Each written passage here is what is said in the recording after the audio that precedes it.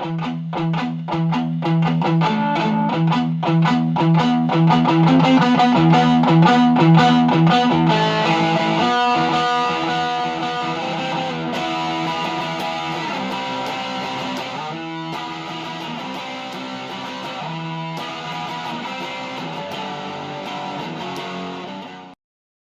up, everybody? Welcome to the next segment here with Fantasy Knuckleballers.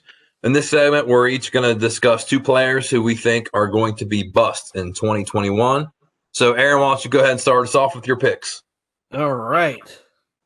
My first pick, and I already know that this is making Rich cringe deep down inside because he's a big Muirfield fan.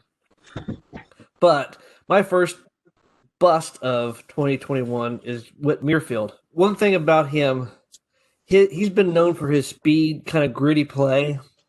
And the gritty play is his personality. And that will transcend each and every year. However, being a speed guy and being 32 really doesn't mesh for a lot of players. Once you get into your mid-30s, your speed goes down, obviously. You're not quite as fast. You don't get that good jump. He might have been around long enough to know some of the pick-off moves and stuff. Might help him there. But for a 32-year-old stolen base guy, it's not lined up to have a promising 2021. And for those reasons, I'm moving him back. I'm not drafting him that high. What pick is he going at, Aaron? As of this morning, he was around 40th. I like Whit Merrifield, and I'm going to point out a couple of things I really like about him. The thing I like about him, Aaron, is he played in the minors for a long time before he got his shot. I think he was 27 before he got a full-time gig, and he's put up really good numbers when people have kind of doubted him. Even in 2020, if you prorate his stats, and I know that we shouldn't prorate 2020, but if you're looking at that, you're looking at a 20-plus home run guy with 30-plus steals and a 282 batting average. If you look at his last 4 years, 288, 304, 302, 282 batting average. He's not a walk guy, so his OBP is not that great. And I think he gets, pushback from the analytic folks that love the Kevin Biggios and people that walk 15% of the time. This guy puts it, he puts it in play. Doesn't have a high K rate. Those kind of players age better than guys that have high strikeout rates and take a lot of walks. The guys that put it in play, the guys that can run, that are athletic like Merrifield, age a lot better, and they have a tendency to age a little bit older. So, if I'm playing a one-year league, he's definitely somebody I'm considering. Because when you're looking at somebody like Mondesi, he's giving you a lot of speed, but for me, not a lot else. When you look at Merrifield, he's giving me batting average, he's giving me runs, he's even chipping in home runs, and he's giving me great steals. What do you think, Justin? Yeah, this is a guy that I got based on my current projections. I got him at, in the top 15% of 3 of the 5 hitting categories. For me, it's hard to discount that. Even if we do lose a little speed, his other numbers are good. But for me, with him, he gets a boost because he's got that dual position eligibility, and I can't stress how important that is during the season, being able to adjust your roster and add guys from the waiver wire. He's got the outfield and the second base eligibility because he did play, and that's going to be for most leagues because he played 15 games at second last year. I think your point, Aaron, about the aging curve is right on. As players age, especially when they start getting to his age, 32, 33, 34, you really have to be careful of that drop-off. But so far, he shows no signs. If I'm in a one-year league, I don't know if I'm going 40th with him, but if he drops to, say, 50, I'm taking him. So he's going 38, which is roughly a 4th-round pick. So players that's being drafted after him, Luis Robert, Brandon Woodruff, Eloy Jimenez, Rafael Devers, Marcell Ozuna. I would take all of those before I would take Whit Merrifield. I like him. I like him as a player.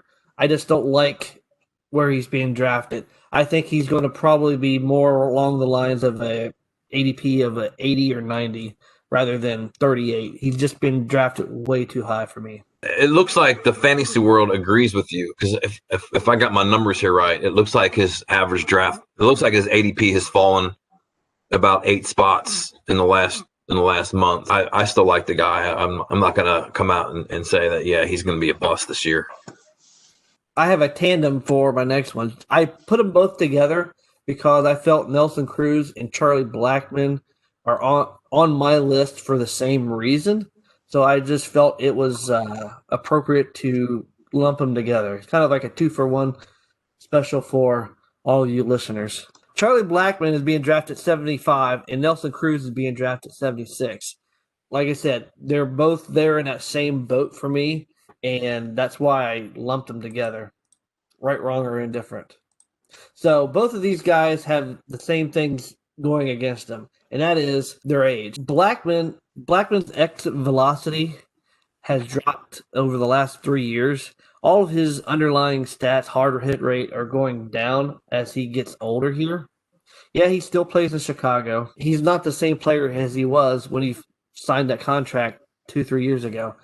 He's not the same player he was when he was 30. He was, in my opinion, competing for a league MVP there almost every year. But now he's not that same person.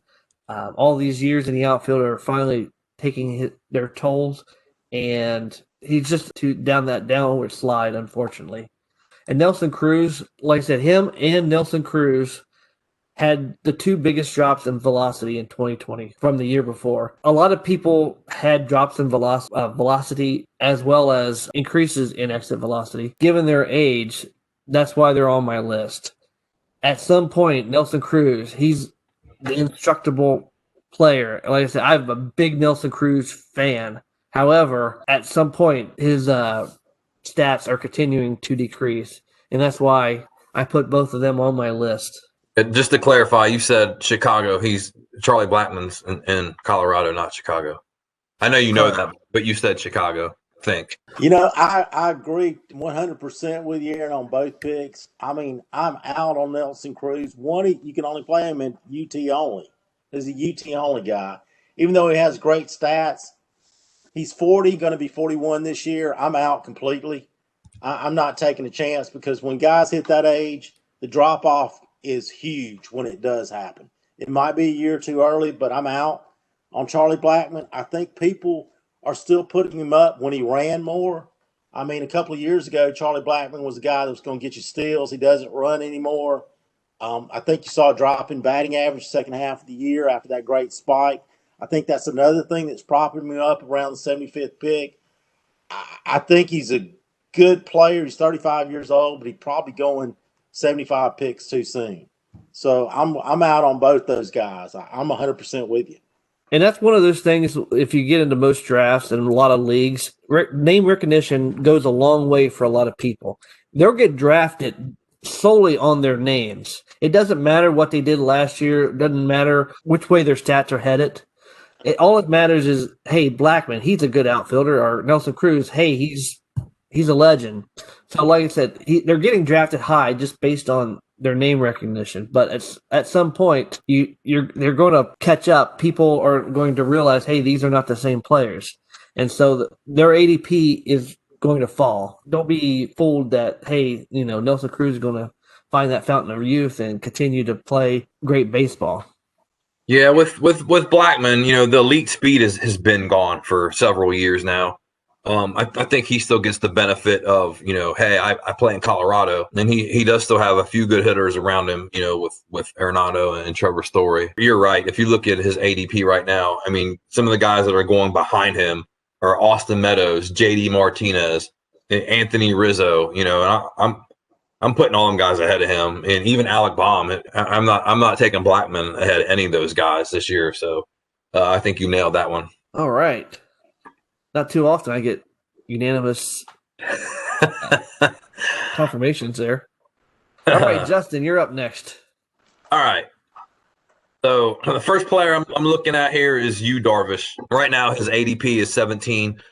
He's the fifth pitcher coming off the board, And I know a lot of people are probably like, what are you talking about right now? He had a phenomenal Cy Young running last year. But I know a lot of people, just based on the park factor alone, are giving him a little bit of a bump for going to San Diego. If you look at Chicago and San Diego over the last few years, San Diego isn't really much more of a pitcher-friendly park. Those two ballparks have gone back and forth between where they rank among runs and home runs and the other stats. But for me, the key, that's not the key.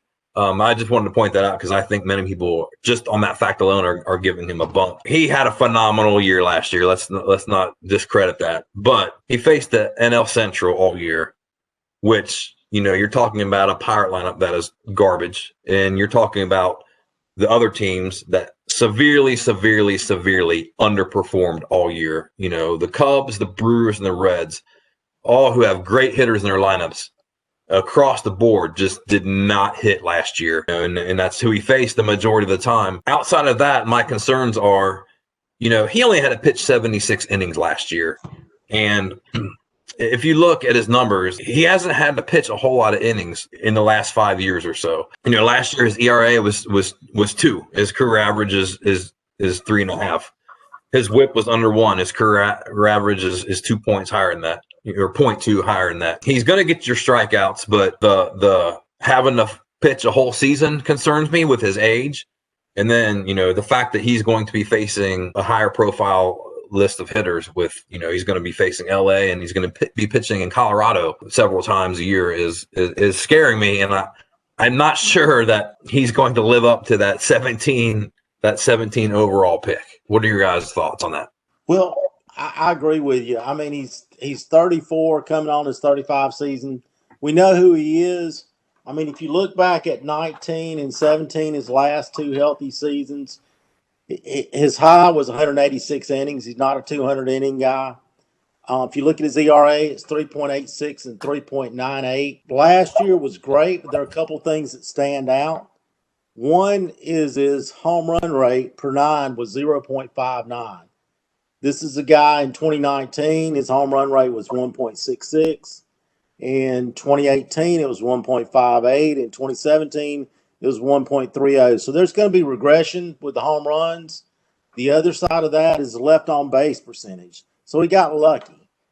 He was been in the 70s all his career. He spiked up to 83.8%. So there's going to be regression there. So there's going to be regression on the ERA.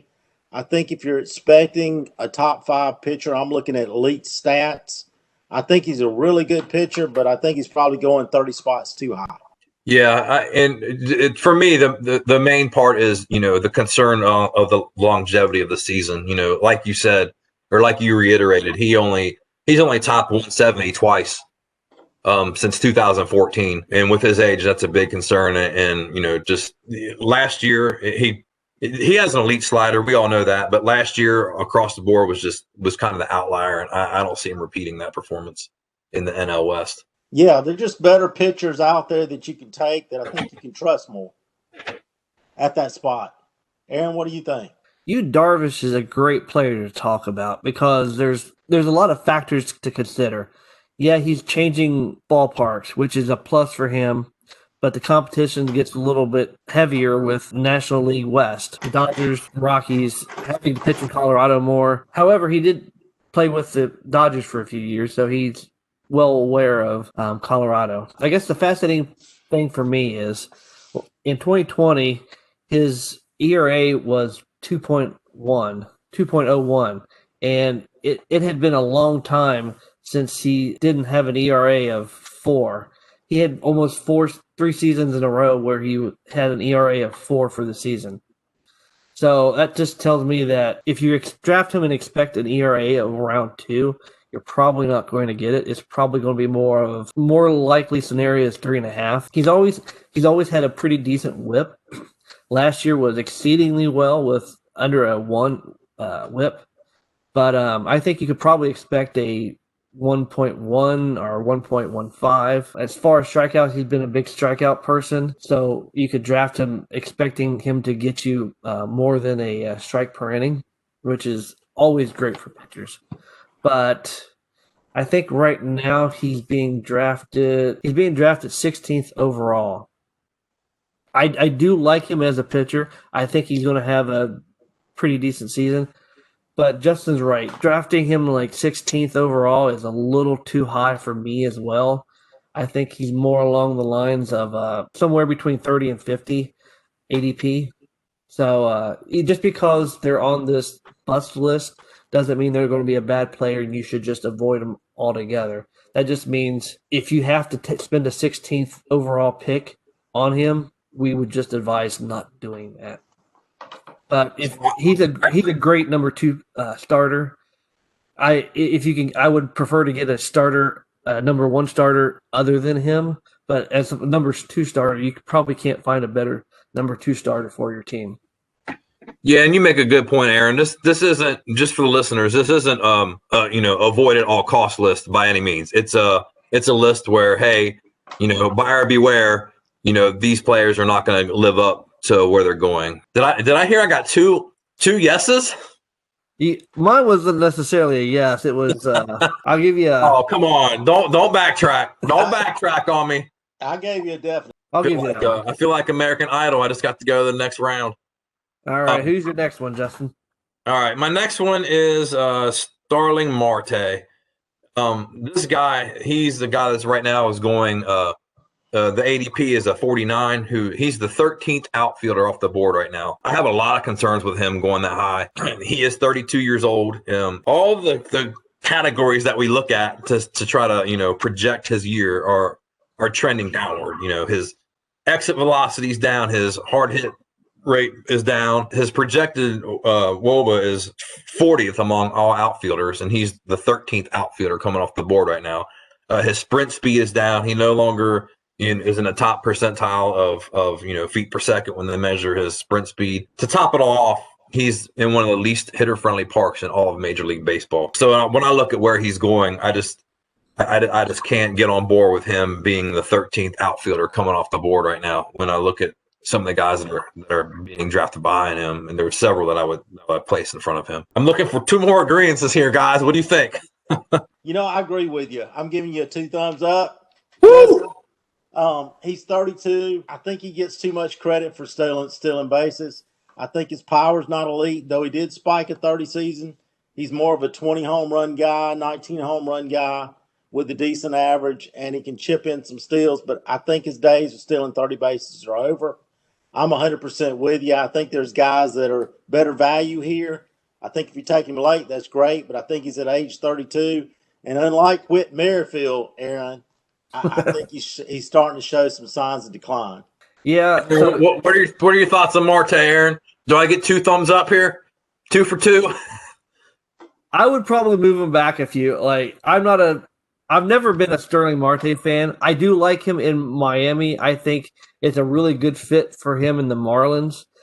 They have a lot of younger players, and he's there to provide mentorship and basically help get those players to the next level. Obviously, they got to the playoffs. Hold on, real quick. What league are you in? Are you in a 6x6 where mentorship is one of the categories? Because let me stay away from that one. I guess what I'm trying to say is, as from a real life perspective, I like him from the team. I love him being in Miami from a pure baseball perspective. From a fantasy perspective, yeah, you're right. So he's going ahead of George Springer. Who else? Trent Grisham, Randy Rosarina. There's no way I'd take Marte ahead of Randy Rosarina. So yeah, I would move him back too. He's being drafted ahead of Conforto. Let me ask you this: Would you take him ahead of Austin Meadows, who's going right now is going at 93 overall? If I knew that Austin Meadows was going to be healthy this year, so if I knew he was going to be healthy, then yeah, I would take Austin Meadows ahead of him. However, it would be one of those things I'd have to wait closer to the draft, closer to the start of the season to make that comparison. If there was some doubt about Austin Meadows, then I would take Marte ahead of him. There's no way I'm taking Marte ahead of Meadows. There's no way. I'm taking Conforto all day long. Yep, Conforto too. There's a lot of guys that I'm taking ahead of Marte there. As right now, he's the 13th outfielder. All right, I think you got unanimous agreement there too. Woo! All right, let's see if All right, Rich, we're going to tear you up. this is going to be a tough one. So my underperformance to ADP, I like both guys, so I just think they're going too high. But it's Trent Grisham. You know, earlier this year, Aaron sent me a text. He said, "I'm thinking about keeping Trent as a keeper in our keeper league that we play in." And I was like, I don't know. And then I started looking at the numbers, and I was like, Aaron, did you know his stats prorated out at 27 home runs and 27 stolen bases? That's elite. But then, everybody's looking at that and they're loving it. I mean, his current ADP on Fantasy Pros is 61. I think that's way too high. When you look at his career stats between 2019 and 2020, he's played 110 games. He's got 16 home runs, 11 stolen bases, a 243 average with a 342 on base percentage, a 437 slugging. That equals a 778 OPS. I mean, that's not elite. That's very good for a center fielder, but it's not elite for a fantasy player going in the first 5 rounds. His K rate is 25.7%. Again, the major league average is around 21.6%. It's not an elite skill set. He did show 37 stolen bases in 2017. But then when you look at it, after that, his stolen bases dropped to between the 10 to 15 range. If you look deep into his stat, even last year when he spiked a 251 average, if you add in the postseason, it drops to 240. His exit velo is major league average. His expected batting average is major league average. His expected slugging is maybe slightly above. What he's really good at, he's good in non-fantasy categories. He's a really good defender. He plays center field. He ranks in the 89th percentile in getting outfield jumps on the ball. He has a great ability to take walks. He's in the 78th percentile as far as taking walks for major league players. He's got excellent speed, but he's never really had that elite stolen bases since back in 2017. And if you look at his player profile, and I just wanted to see what players kind of profiled around him, and this is per Baseball Savant. Jeremy Candelaro, I know, Aaron, he's your guy. They have Curtis Granderson, Jake Bowers, and Ramon Laureano. I mean, all are solid, but none are elite. If I'm looking at top 5th-round production, I'm looking for elite players. I mean, the players going after him are, Michael Conforto, Randy Arozareno, Javier Baez, Eugenio Suarez, Matt Olson. I mean, the reality of his profile should be in the 110, 150 range, not 61. I like him, and he's a really good baseball player, but for fantasy, he's not an elite player. Yeah, I'm with you on this one, Rich. I think you hit the nail on the head when you said he's a better baseball player than he is a fantasy player. So this is 2 players in a row where we're on board with, going back to the Starling Marte pick, where they're good baseball players, but they're better baseball players than fantasy players. And so that's an idea for a future segment. But you're right. He does have a good track record of speed. The stolen bases. I think we can expect that to sustain, but he's never had the power. It just kind of came out of nowhere. Is that sustainable? I think that's kind of what we're looking for here. And you already mentioned everything else with the batting average and on base percentage being well below what we want out of a player that's going that high. I'm kind of surprised. It surprised me to see that his ADP was 60 overall right now. Me too. I'm not sure what people are looking at or what they're using. I know he was on fire. I think was the beginning of last year. And maybe they're thinking of that, but there's other guys going below him that I'm looking at. There's no way I'm taking him over these guys. And you already listed a lot of them, but even with the outfielders alone, guys like Castellanos, Conforto, Jeff McNeil, who has outfield eligibility, I'm not taking him over any of those guys. I think they're looking at that 25-25. But go ahead, Aaron. Tell me why we should keep Trent Grisham here. All right, I'll be the lone dissenter here. So, Trent Grisham, I watched a lot of San Diego baseball last year because I had a lot of investment in the Padres lineup. The Padres lineup is a lot like the White Sox lineup. They have a lot of talent there. They have so many guys that just can hit. They they have a lot of speed guys, Tatis, Machado, Profar. They have a lot of those guys that can just steal bases, get on base, steal it, score a lot of runs. When I'm drafting fantasy baseball, I like to take guys off of high-powered offenses, like the Atlanta Braves last year. If you had some of the Atlanta Braves offense last year, you did well offensively. There was countless games where they were putting up 10-plus runs. Even the 30-run game that they scored last year, they were always scoring double-digit runs. And like I said, just to have a piece of that is great. San Diego, for instance, had a major league streak last year of the consecutive games with a new player hitting a grand slam. They were on fire last year. I want pieces of that offense. I want as many pieces of that offense as I can get. Trent Grisham, specifically, when they put him in the lineup at 1 or 2, so he could get on base, steal, score, he struggled there. And like I said, he was 23 last year. And a lot of 23-year-olds have trouble with pressure in the league in their first, second years.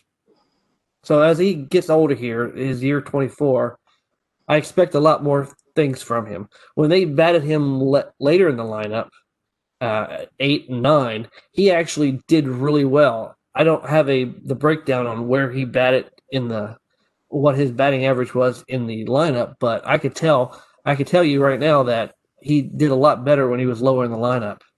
So I don't really like to promote people taking players that are batting 8th or 9th in a lineup, but You're proving my point. I will make an exception here. Like I said, he's 24 this year. He's getting better. I can see him only improving. He might get another chance hitting up in the lineup. Like I said, he could be a 2020 guy if the cards fly right. I would predict him being a 2020 guy before his career is over. Let me throw one thing, and this is for you, Justin. I mean, you got to look at the minor league track record. I mean, he hit 233 in 2018 at Double-A. He hit 233 in 2018 at Double-A. 223 at High A in 2017. He busted out in 2019, but like Justin says, you got to look at the track record. The track record says low batting average guy, good on base guy. I'm not sure he's elite, and the 5th round's elite. And the power is questionable. I think that might be the make or break here. Is can he sustain the power that kind of came out of nowhere? Yeah, like I said, there are a lot of questions with him. Yeah, I'll give you that. But I wouldn't draft him ahead of Randy Rosarina. But I would draft him right around Michael Conforto. I know Conforto's had a couple seasons of 30 home runs. Like I said, that's kind of where I'd be slotting him at. All right, who's your next one, Rich? Okay, my next one is Gavin Biggio. He's going ADP 57. I get it. When you add his 2019 and 2020 season together, he's a fantasy stud. And I think that's what a lot of people do. 159 games, 24 home runs, 20 stolen bases. You know, the other big thing is second base, outfield eligible, and played 10 games at third base. So for a lot of leagues, he has middle infield, outfield, and corner infield eligibility. So that's great. But then when you look at the numbers, the reality is in the minors, he hit 233 in 2017, 252 in 2018. He spiked to 312 in 2019, but he had a 352 BABIP at AAA. You know, Steamer projects him for a 230 batting average. He has one really elite skill, and that's taking walks, 16.1%. His K rate's 26.5. He's another high K rate guy. He's also an extreme pull hitter and fly ball hitter. So that leads to a low BABIP and low batting average. When you look at the StatCast data and you're trying to see if it backs up his stats, it really doesn't. His hard hit percentage, his exit velo is below average. He's a below average outfielder. He does have some speed, and he has been he's 20-0 as far as stolen bases, but he's only a 72% speed profile. The worry is when you look at his minor league stats, and he had, I think, 1,288 at bats, it's a 255 batting average in the minor leagues. And a lot of times when you're looking at prospects, you're looking at a guy that's going to bat 300 in the minor leagues and hope he bats 260, 270. I'm okay taking a chance on batting average if the guy's got elite skills, and I'll throw that in. Somebody's going to hit 30 plus home runs, or are going to have the ability to steal 20 plus bases every year. That's not his profile. I think he gets hyped up again because his dad was Greg Biggio. And because he kind of came up with the other guys for the Blue Jays, Vlad Guerrero and Bo Bichette. I don't think he's in their category. I think I think he can be a good player, but I'm not sure he's going to be a great player, and definitely doesn't deserve the ADP of number 57 overall. All right, Rich. In this case, I do agree with you. I think a lot of people. You said it. He came up with Guerrero and Bo Bichette. There's a lot of expectations too, maybe. Yeah, there's a lot of expectations there, and he's had some early career success, but his profile doesn't match it. He's not Bo Bichette. He's not Vlad Guerrero. He's not a bad player, but he's not an elite player. And you're right, average draft pick of 57. It's way an overspend for him. They might be an exciting offense this year. I look forward to watching them play. I think they're going to be exciting down the road. He's more of a secondary piece than a main cog to that offense. He can provide some. I love the fact that he has multi-position flexibility, and that will help you. But like I said, 57 is a little rich for me as well. Yeah, I'm on board too. I mean, I was shocked to see him going this high. When you're drafted at 57, you better be contributing to three categories, contributing significantly to three categories, and I don't see that with him. And I think Rich hit the nail on the head when he said these three guys were kind of grouped together as they came up because they're all good prospects and all their dads played Major League Ball. When we talk about this guy and Vlad and then Bichette as well. But this guy, he's just not on that level yet. Not saying he can't get there, but if you're an ex-Velo guy, you're definitely on board with us and saying that there's no way this guy should be going that high because he's pretty far down there. And then he just doesn't have the track record of power. He will get you some stolen bases, and he does have the advantage of having a pretty good lineup around him. So, the runs are going to be there, the stolen bases are going to be there, but I don't see how we can justify taking this guy at that high, the highs as he's going right now. If you're drafting for a dynasty league and you want to pick the Toronto player that's going to have the biggest impact over the course of his career, I would go Bo Bichette. Bo Bichette's a very exciting young shortstop. He has a lot of potential. That's where you want to focus instead of Biggio. Biggio, like I said, he's not a bad player. He's just not the same level as a Bo Bichette. And I do think Vlad Guerrero Jr. will turn it around. I do have faith in him. I would probably take him above Biggio as well. Definitely. Yeah, and on Vlad, I think we're in kind of a wait and see. We all are rooting for the guy, because he was such a highly rated prospect. But I think right now we're all kind of waiting to see what the weight loss is going to do and how is that going to help him or hurt him. Because if I remember correctly, he lost a bunch of weight this offseason. I'm talking like 60 pounds or so. Yeah, he really needed to. So we're exciting time to be a Blue Jays fan, though, with what they got going on there and all these prospects coming up. Absolutely. And, I heard somebody talk the other day about Vlad Guerrero, and I've been kind of out on him. Do you pay for past performance or are you paying for future performance? We all expect him to be better. We all expect him to be great. I think his bat tool one time was considered an 80 on a scale of 8, on a scale that tops out at 80. That's pretty elite. I know he hasn't shown it yet, but I've been thinking about maybe taking a shot at him if he goes in the late 5th or early 6th round. Yeah, it wouldn't be bad at that point. I agree with you. All right, thank you everyone for listening to our 2021 busts. Check our other segments out as we talk about the very fantasy topics that are important to all of us. If you have recommendations, please leave them in the comments. Send us an email at mvp@fantasyknuckleballers.com. You can reach us at fantasyknuckleballers.com, the website. And we have a Twitter account at fknuckleballers. Thank you.